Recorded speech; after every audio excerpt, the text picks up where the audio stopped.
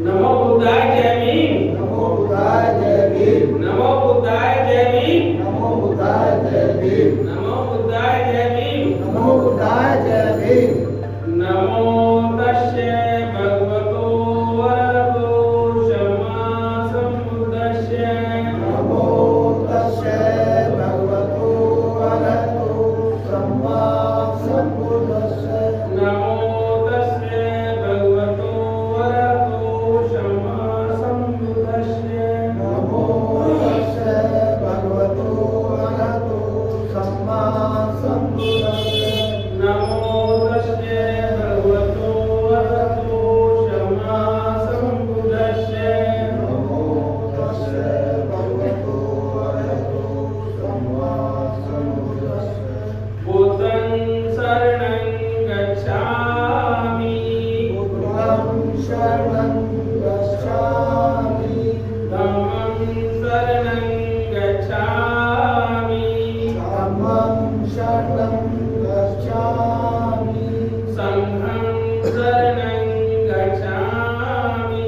संघं शरणं गच्छामि। द्वितीयं बुद्धं शरणं गच्छामि। द्वितीयं बुद्धं शरणं गच्छामि। द्वितीयं धम्मं शरणं गच्छामि। द्वितीयं धम्मं शरणं गच्छामि। द्वितीयं संघं शरणं गच्छामि। द्वितीयं संघं शरणं गच्छामि। तृतीयं बुद्धं शरणं गच्छामि। तृतीयं बुद्धं शरणं गच्छामि। तृतीयं धम्मं शरणं गच्छामि। तृतीयं धम्मं शरणं गच्छामि। तृतीयं संघं शरणं गच्छामि। तृतीयं संघं शरणं गच्छामि। तेरी शरण प्रसिद्ध पाणातिपाता वेरमणि सिक्खापदं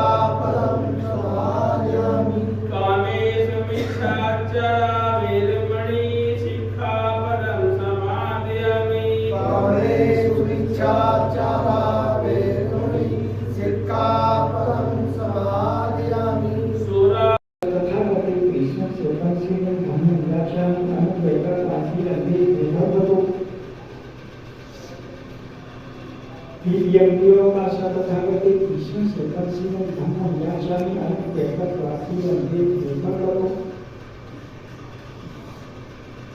भगवान को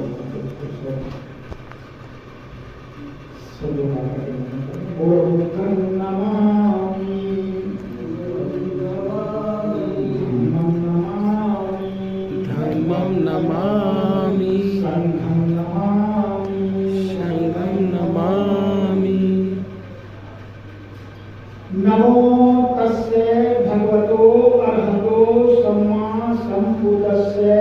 नमो तस्से भगवतो अरहतो सम्मा संबुद्धस्से। नमो तस्से बुद्धस्य नमो तस्से भगवतो अरहतो सम्मा संबुद्धस्से। नमो तस्य भगवतो अरहतो सम्मा संबुद्धस्य। नमो बुद्धाय जय भीम। अभी मैं पंचशील का अनुवाद और उस पर जो विचार है आपके सामने। जीवन में उन 5 शीलों के पालन करने और उन पर चलने की प्रतिज्ञा को पंचशील कहा गया है। इन पर चलने से अशांति का वातावरण दूर करके शांति तथा समाज को व्यवस्थित बनाया जा सकता है। ये कामेश उच्चाचारा वेदमणि का भूता वादा वेदमणि का सुरा मेरे मध्य पदार्थ कामना वेदमणि का। पहले का अर्थ है प्राणी पाता वेदमणि शिक्षा समाधानी का। मैं प्राणी हिंसा से विरत रहने की इच्छा ग्रहण करती हूँ। इस सील में यह बताया गया है कि मानव को भी नहीं बल्कि किसी भी चीज को हानि नहीं पहुँचाना चाहिए। इस सील का सकारात्मक अनुभव है, अर्थात प्राणी हिंसा से विरत रहकर उसे मैत्री मित्रता भाईचारा बनाए रखना चाहिए। दूसरा, मैं चोरी से विरत रहने की शिक्षा ग्रहण करती हूँ। इस सील का सकारात्मक दान है। चोरी से विरत रहकर दान का आचरण करना चाहिए। दान से अभिप्राय योग पात्रों को दान करना, जैसे क्षमादान, अंगदान, रक्तदान, अन्नदान, वस्त्रदान, शिक्षादान, वैद्य उपचार आदि। तीसरा, कानूनी सुरक्षा का अर्थ है मैं व्यभिचार से व्रत रहने की शिक्षा ग्रहण करती हूँ। इस सील के अंतर्गत विवाहित जीवन में पर स्त्री व पर पुरुष गमन से दूर रहकर भी पति पत्नी एक दूसरे के प्रति विश्वसनीय कर सकते हैं। इस सील का सकारात्मक अंग संतुष्टि है। व्यभिचार से व्रत रहकर काम वासनाओं पर नियंत्रण रखकर संतुष्टि का निरत होकर सत्यता का पालन करना चाहिए। इस सील के पालन से वाणी सार्थक, बुद्धि संगत तथा मधुर हो जाती है। 5वां, सुरा मेरे मध्य का अर्थ है मैं नशीले पदार्थों से व्रत रहने की शिक्षा ग्रहण करता हूँ। इस सील का अर्थ है नशीली पदार्थों का सेवन न करना तथा साथ ही नशीले पदार्थों को दूसरे लोगों को भी नहीं देना चाहिए। इसका सकारात्मक अंग स्मृति है, जागृति है। मादक पदार्थों के सेवन से बच रहकर स्मृति जागृति का आश्रम किया जाता है। इस सबसे सारे बड़े सुखी रहेंगे, सुखी होंगे। अब बुद्धता का जो शाब्दिक अर्थ है वह यह है मैं भगवान पूर्व की तरह सबके पूज्य सबसे ज्ञान निकाला सभी सद्भाव और उनके आश्रम से सुंदर गति देने वाले लोग के रहस्यों को जानने वाले सबसे अद्वितीय सारथी की भांति रात द्वेष और मोह में फंसे हुए मानव को ठीक रास्ते पर लाने वाले देवताओं और मनुष्यों के शिक्षक, स्वयं बोध स्वरूप और दूसरों को बोध कराने वाले सर्वश्रेष्ठ, चित्त प्रसिद्ध से युक्त तथा सभी दिवसों से सत्य पुरुष है। दूसरा, मैं जीवन पर्यंत मुक्ति समझ जाता हूँ। मैं भूतकाल, वर्तमान काल में, भविष्य काल में जितने भी लोग हैं होंगे, मैं उन सबकी सदा वंदना करता हूँ। मेरी दूसरी कोई शरण नहीं है, केवल बुद्ध ही उत्तम शरण है। इस तत्व से मेरा जय और मंगल हो। बुद्ध के प्रति कोई दोष हो गया हो तो बुद्ध उसको क्षमा करें। संसार में जितने भी दत्त विद्वान हैं उनमें से बुद्ध के समान कोई भी दत्त नहीं है। अतः मेरा कल्याण हो। बोधि वृक्ष के नीचे बैठकर उन्होंने कामदेव की सच्ची सेवा में बताया, ज्ञान प्राप्त करके बुद्ध लाभ दिया। मैं ऐसे उत्तम मत को बुद्ध को प्रणाम करता हूँ। बुद्ध के साथ साथ हम अपना आगे जो पाली भाषा में है उसका अर्थ है भगवान बुद्ध ने अनुभव की कसौटी पर कसकर सुंदर ढंग से धर्म का वर्णन किया है। यह धर्म देखने और पढ़ने योग्य है, सभी देशों में समयों में आचरण करने योग्य है। यह धर्म निर्माण तक पहुँचने वाला है। आओ इसे देखें और पढ़ें। यह धर्म विद्वान लोगों द्वारा स्वयं अनुभव करने योग्य है। मैं जीवन पर्यंत धर्म की समझ जाता हूँ। मैं भूतकाल, भविष्यकाल, वर्तमान काल के बुद्धों द्वारा उपदिष्ट धर्मों की सदा वंदना करता हूँ। मेरी दूसरी कोई शरण नहीं। यदि अज्ञानवश मुझसे कोई दोष हो गया हो तो धर्म मुझे क्षमा करें। संसार में जितने भी दत्त विद्वान हैं धर्म के समान कोई दूसरा अंतर नहीं है। इस तत्व से मेरा कल्याण हो। 8 अंगों वाला यह धर्म मानव के लिए श्रेष्ठ और आदरणीय है। ऐसे लोग नए धर्म को प्रणाम करता हूँ। संघ का अर्थ है भगवान का श्रावक संघ सुमार्ग पर चलने वाला है, सीधे मार्ग पर चलने वाला है, न्याय सत्य वाला है। यह संघ 4 युगों और 8 पुरुष मूर्तियों से युक्त है। यह आमंत्रित करने योग्य है, पावनी अतिथि बनाने योग्य है, दान देने योग्य है और हाथ जोड़कर वंदना करने योग्य है।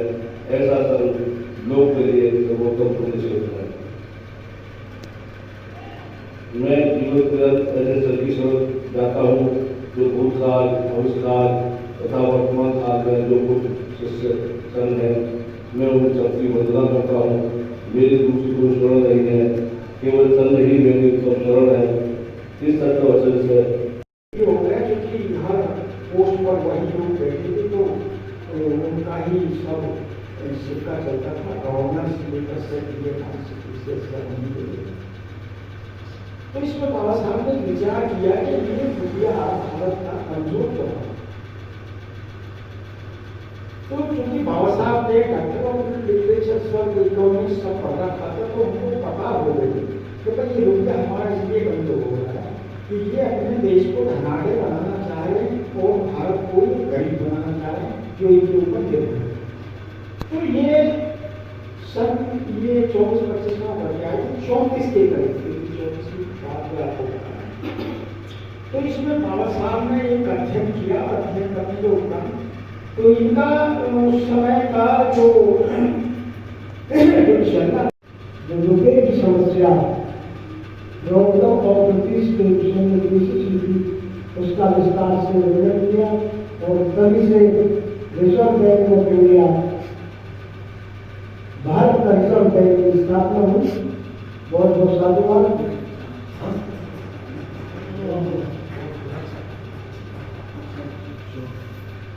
जैसा कि हम विस्तार करेंगे धर्मपत्र एक बार पता चला गया श्रद्धे रुमाल सिंह से लोग हैं तो सवाल करें। श्रद्धे रुमाल सिंह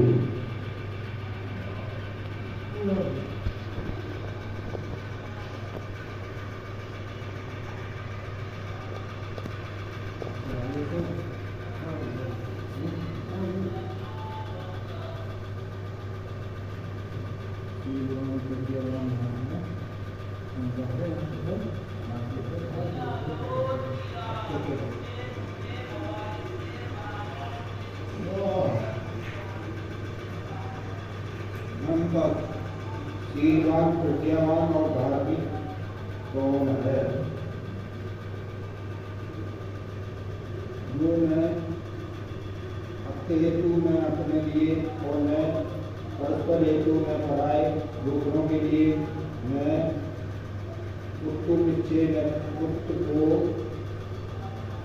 इच्छा करता है, मैं धन की इच्छा करता है, मैं रत्नों में राज्य की इच्छा करता है, आदमी अधर्म से समेत वीर तो अपनी स्मृति अपनी उन्नति की इच्छा रखता है,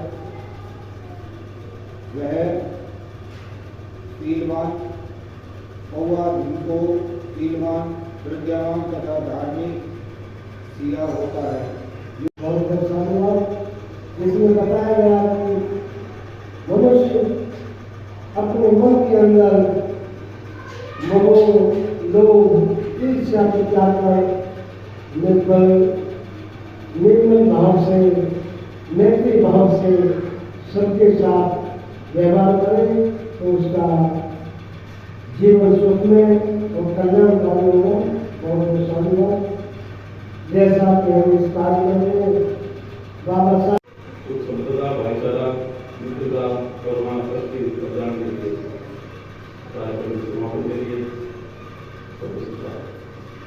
सबे सत्ता सुखी होंतु, सत्ता सुखी होन्तु, सबे होंतु चखे विनु, सबे होन्तु चखे विनु, भद्राणि पश्यन्तु, सबे भद्राणि पश्यन्तु, मा चिग्मागमा, सबे सत्ता सुखी होंतु, सबे सत्ता सुखी होन्तु, सबे होंतु चखे विनु, सबे होन्तु चखे विनु, सबे भद्राणि पश्यन्तु, सबे भद्राणि पश्यन्तु, मा चिग्मागमा, सबे सत्ता सुखी होंतु, सबे सत्ता सुखी होन्तु, सबे होंतु चखे विनु, सबे होन्तु चखे विनु, सबे भद्राणि पश्यन्तु, सबे भद्राणि पश्यन्तु, मा चिग्मागमा।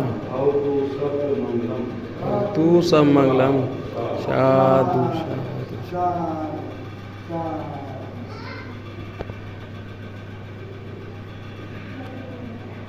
ये थी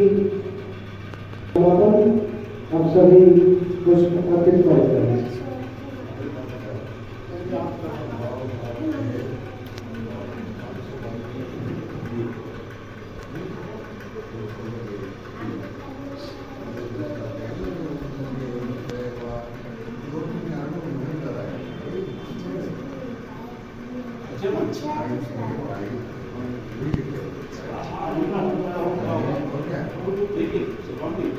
बात पैसे की नहीं होती है ना, बात पैसे के समुद्र की बहुत सारे समुद्र होते हैं, बहुत सारे सहयोग होते हैं, ठीक है ना।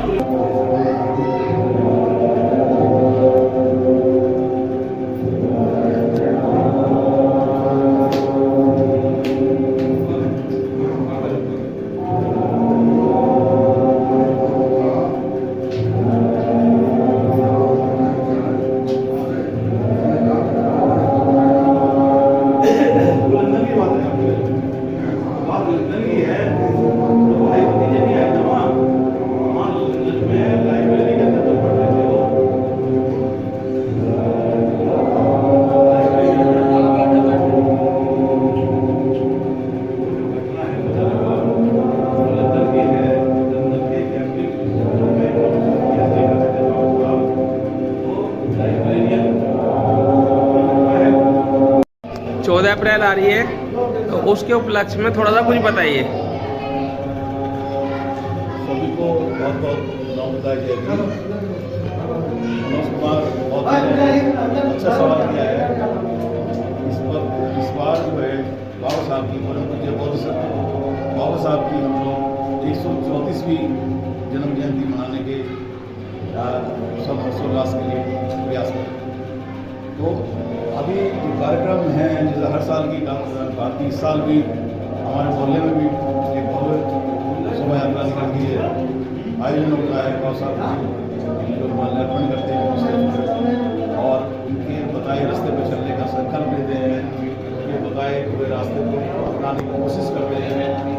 में भाईचारा और एक मित्रता और एक अच्छा वातावरण बने सभी समाज में, सभी सर्व समाज के लिए एक बाबा साहब की विचारधारा को फैलाने का कोशिश करें।